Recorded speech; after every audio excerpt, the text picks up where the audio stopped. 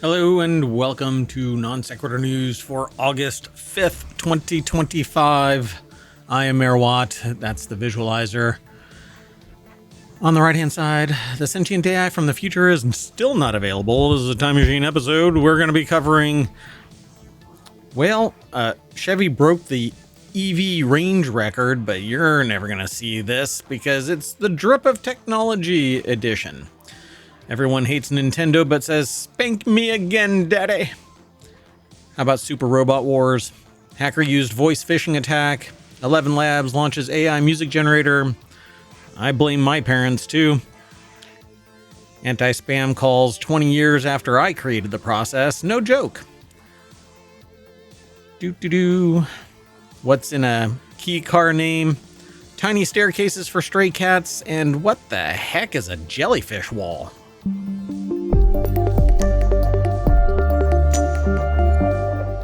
Let's get right into it. Oh, that right there is August 5th, 2025, as it looked at the end of the day. Here's our first article. It's over in FourWheelTech. That's one of our weekend shows. Chevy just broke the EV range record by driving a Silverado 1,059 miles, but you'll never get anywhere close to that because the drip of technology requires them to make money at every step of the way.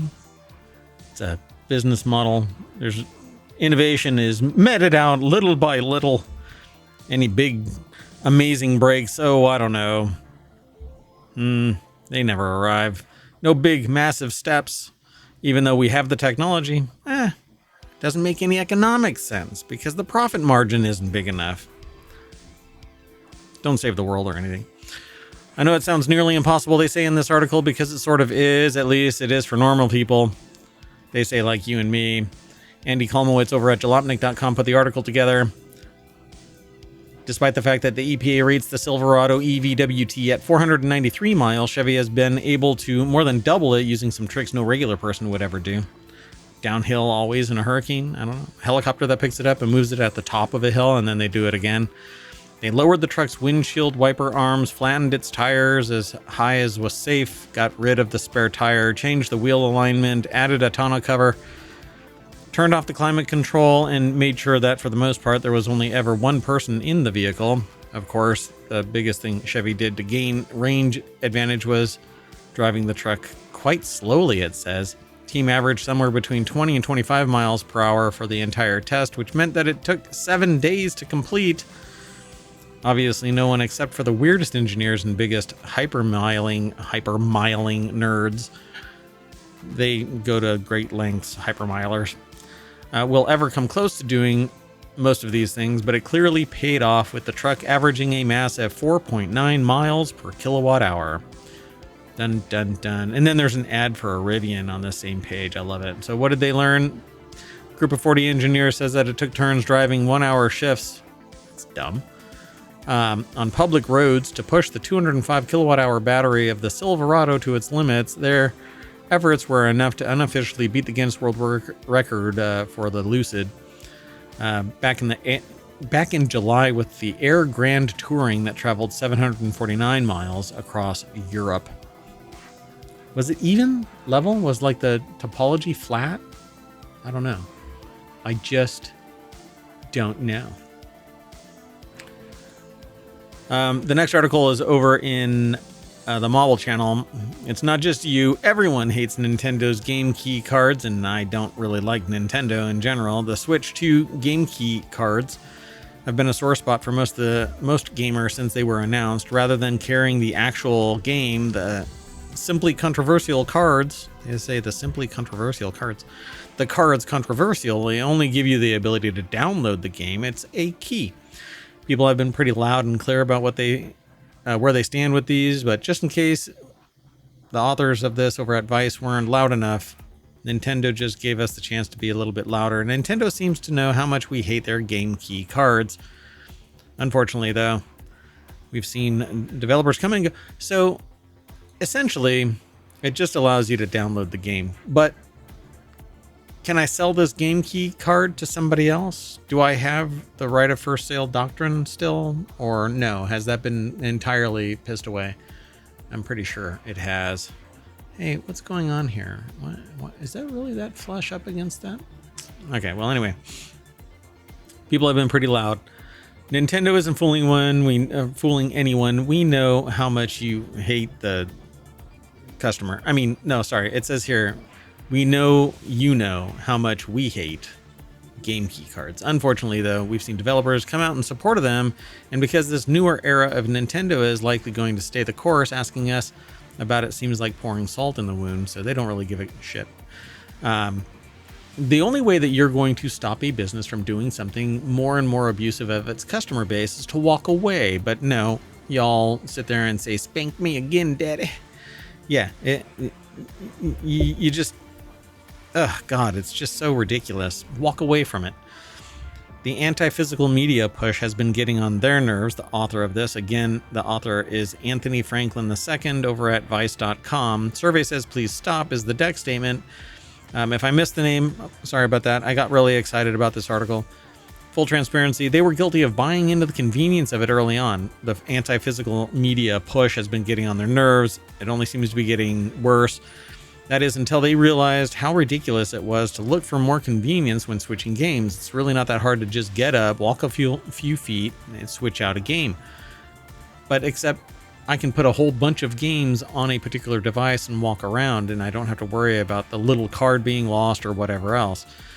It's really not that hard to just get up, they say. They miss the tactile feel of taking a game out of its case, putting it back in. Over the years, they've made a concerted effort to purchase their games in physical form, but that's still not...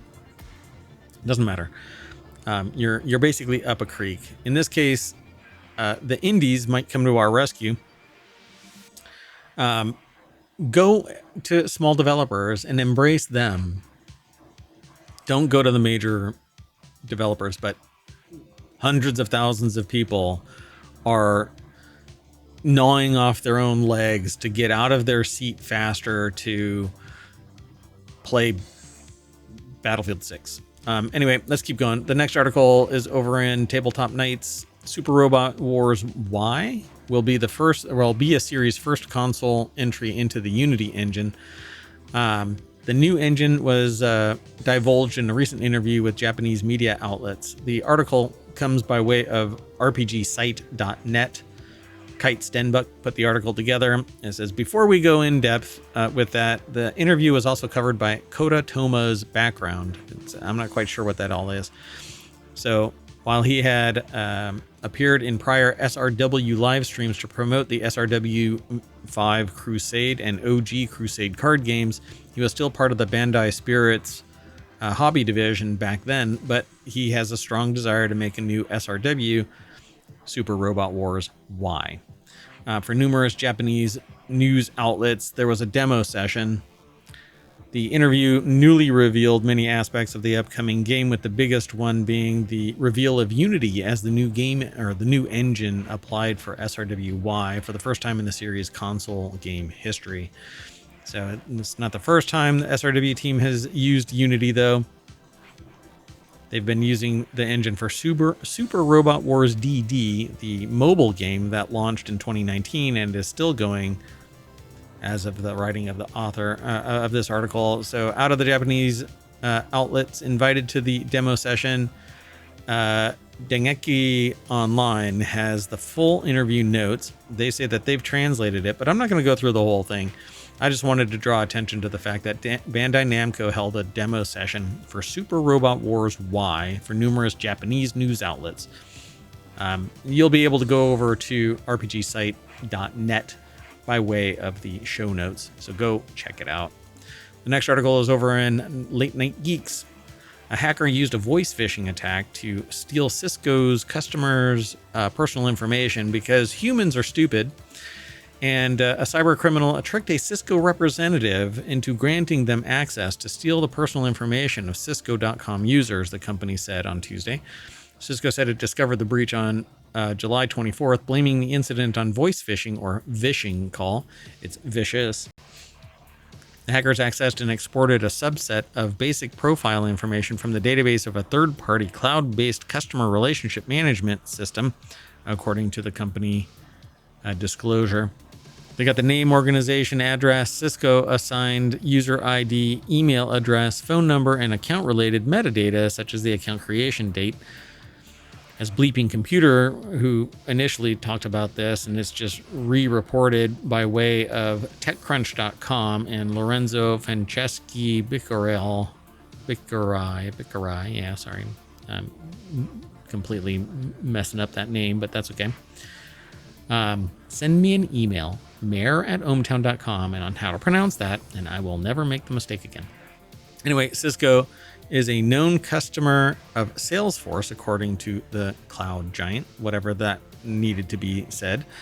As Bleeping Computer noted, this breach could be another one in a string of attacks that targeted companies' Salesforce data, including U.S. insurance giant Allianz Life and luxury retailer Tiffany & Company and Australian airline Qantas and others. Let's keep going. The next article is over in Late Night Geeks. 11 Labs launches an AI music generator, which it claims is cleared for commercial use, which doesn't mean jack shit. If it's generated by AI, it can't be copyrighted, so it doesn't matter, right? Anyway, the article is by Amanda Silberling over at TechCrunch.com. And it says, this move marks 11 Labs' expansion beyond its main focus thus far in its 3 years of existence, which has been building AI audio tools. 11 Labs is a leader among companies making text-to-speech AI products and has expanded into conversational bots and tools that translate speech into another language. The thing about it, though, is they can say that it's blah, blah, blah, but no, it doesn't matter. It can't receive a copyright. It has no protections. So it doesn't matter. The RIAA isn't going to buy into it. They're going to lobby that the corporate interest is had, not the enabling power of AI, because it's going to be continue to be perceived as taking the work product of everybody else to make something else. But as long as, how do I put this? There's going to be a time where musicians only make money because there's a rich benefactor that's decided to apply them as a muse to create content. And so everything old is new again, right? So good luck to us all. But this is an enabling, empowering piece of technology, and the cat's out of the bag. And the only thing that's going to stop it really is more of a wholesale return to humanistic perspectives instead of the trend towards sociopathy. So last year, Suno and Udio were sued by the RIAA, the trade organization that represents the music industry, apparently all of the music industry. These lawsuits allege that Suno and Udio trained their music generation models on copyrighted material, but it doesn't matter because everybody takes inspiration from everywhere else. It just happens to be that a human can be sued apparently for being trained on the world's music, even though we do. Guess you don't see it that way, huh? Anyway, according to Merlin's website, the company represents major artists like Adele, Nirvana, blah, blah, blah. Nirvana. The representative from Cobalt told TechCrunch that artists have a voluntary opt-in for their music to be licensed for AI use. So I don't know what's going to come of this, but who said that it's cleared for commercial use? It's whatever. No, it's not. I say that I'm an Apache attack helicopter, but that doesn't make it that I can hover over my house or over the mayoral mansion. Anyway. These students cut air pollution near their schools by taking aim at their parents idling cars at the start and end of every year or every day. Many Australian children head to the car park or street to get picked up, and while they're waiting, they want to breathe toxic gases and particle pollution. No, they want clean air. Well, Lisa Locke edited this article. Andrew Zenin reviewed it, but this is from the Conversations. Aria Yangfang Wang, Anna Klaas, Claire Walter, Kate Lysette, and Ichio, I think. Ichio, or I'm not sure how the inflection is. My pronunciation is that of a toddler. Yichio or Yichao Wang from the conversation. So apologies. I won't give it my Harvard try, but I never went to Harvard, so you just got try. So why many parents leave their cars idling in the parking lot, just waiting for their kids because they don't want to be sitting in boiling heat. The practice leads to noticeable spikes in pollution in the area, which can trigger asthma attacks and harm student health. Idling is a surprisingly high cause of carbon emissions too. Previous research suggests that Australian drivers leave their car idling 20% of the total drive time, producing as much as 8% of a trip's emissions. Kind of fascinating, huh? The new research shows how primary school students from 2 Melbourne schools made a real difference using a simple child-led solution, talking about the problem with their parents. Student-led conversations successfully helped cut idling by up to 40% during afternoon and 18% in the morning.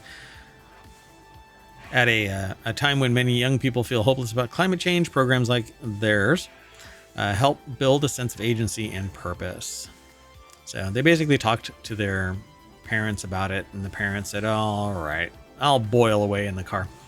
The next article, as if it's the cars that are really the big problem. I mean, industrial production of carbon emissions is by far, right? I mean, let's see. I'm really curious, okay.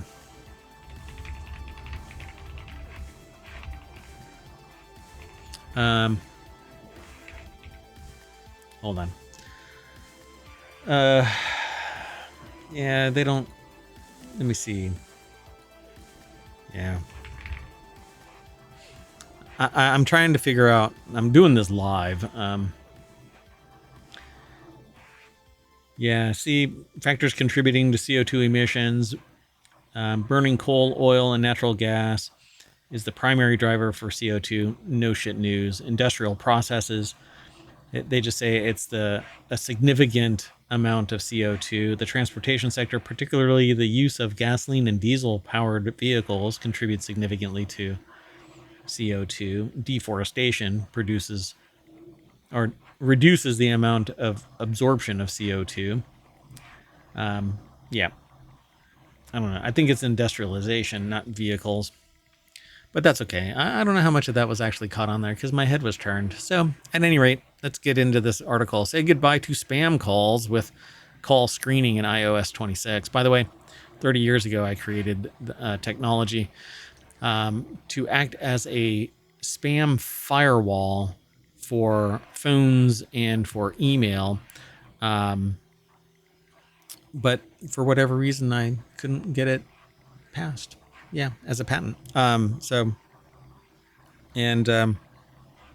like to smack my attorney. But hey, moving on. It's a long time ago. Now I've just gotten past it and I don't really care. It's one of those things where you just go, God. I just think that person was lazy. So here's what you should know about the new feature and how to turn it on. Say goodbye to spam calls. Zachary McAuliffe over at cnet.com put the article together. Apple released the first public beta of iOS 26. The beta brought a handful of new features like the new liquid glass, alarms snooze length, as well as to the iPhones. Developers and beta testers. Call screening isn't an Apple Intelligence feature, so any iOS 26 compatible phone like the iPhone 14 Pro and on, newer, will work. So here's how to turn it on. It's basically call screening. You go to settings, apps, phone, set the screen unknown callers, and then you get never, ask reason for calling, and silence. This is exactly the white, gray, and black listing that my service put together, but I couldn't roll out into the phone industry because the phone industry wasn't interested in it. Why? Because everybody was making money on spam phone calls and texts and whatever else. So yeah, this was 30 years ago. The tech has been around for a considerable amount of time. Let's move on. Then last article for today's, and by that I mean August 5th, 2025 show is over in FourWheelTech. What key car has the best name? On average, key car names are way cooler than the vast majority of car names that we get here in the States. So Colin Woodard put an article together over at jalopnik.com. What's in a name? That's what I say. One of the other great things about key cars is they often have pretty cool names. You have to admit, AutoZam was a hell of a name for an automaker. Still, on average, key car names are way cooler. So they say here, the prospect of driving a car called SX4 or one called the Cappuccino, you probably want to take the Cappuccino, right? That, of course, inevitably raises the question of which key car has the best name. Is it the Suzuki Cappuccino? Is it something else? I don't know. Leave a comment here in this episode, or go follow the link. Follow the link from the show notes over to ohmTown.com and leave a comment there. But you can always leave it over on YouTube.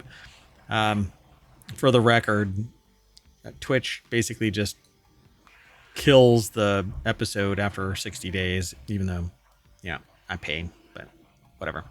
Yeah, they don't have any long-term anything. Everything is ephemeral, so you have to go over to YouTube. Yeah, it's frustrating. And with that in mind, I'm going to get in my key car and drive as fast as I can back to the start of Main Street over at ohmTown.com, where you should go and become a citizen. Thanks. Be sure to follow us over on YouTube and on Twitch. Ring the bell. Hit subscribe. The next article is over on the Mobile Channel. Amsterdam is building a tiny staircase to help stray cats exit its iconic canals. Amsterdam is world-renowned for its canals. They're a UNESCO World Heritage Site. You might already know that. You might not know that they have a whole bunch of admiration for cats there.